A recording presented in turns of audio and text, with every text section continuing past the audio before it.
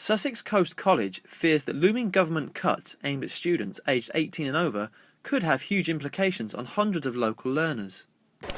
The central government cuts for 18-year-olds for their funding is predominantly going to affect further education colleges and students who generally need 2 to 3 years of education post-16 education. So, yeah.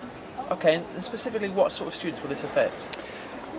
Predominantly it would be the vocational students, so those students who are not looking for academic course routes, but generally need to look into a sort of vocational 2 to 3 year study programme. The coalition plans to slash funding for older pupils. This would see Sussex Coast College lose around £340,000, since it has around 450 students who fall into the 18 plus age bracket. The college has made it very clear that although the cuts are significant in terms of the 18-year-olds' fundings, that that would not hit the standards of education in terms of the teaching and the provision that we provide.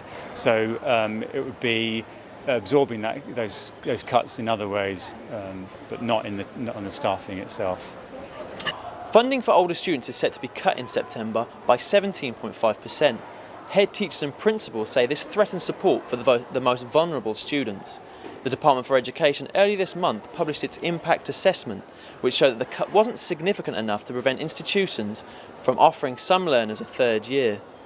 Sixth forms will receive around £700 less funding for every student who is 18 at the start of the academic year, taking funding per student from roughly £4,000 to £3,300. I'm Boni, reporting for Brighton Broadcaster News.